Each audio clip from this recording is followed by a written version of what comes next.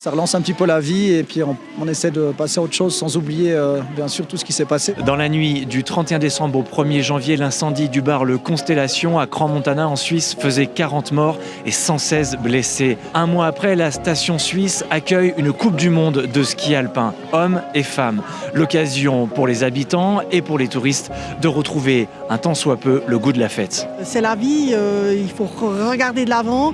Il ne faut pas oublier ce qui s'est passé, mais voilà. Oui, c'est vrai que c'était très lourd ces derniers temps sur le haut plateau. Le fait d'être ensemble et surtout avec des enfants, ça relance un petit peu, on va dire, la fête. On a l'habitude ici de se rassembler autour du ski et je pense que ça a sa place à Crans-Montana. C'est des moments qui n'ont été pas faciles à vivre, mais comme on voit ici, il y a une joie qui arrive après de vivre d'autres événements au même endroit mais joyeux.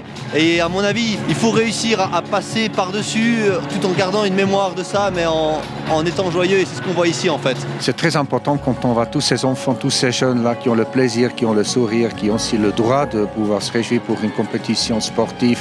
Je pense que c'est d'une côté c'est ça. On est loin d'oublier ce qui s'est passé. On a toujours toutes nos pensées avec les victimes, avec les proches. Mais de l'autre côté, il y a aussi ce besoin aussi de toute cette communauté de regarder en avant, de remonter, de se relever. C'est terrible ce qui s'est passé.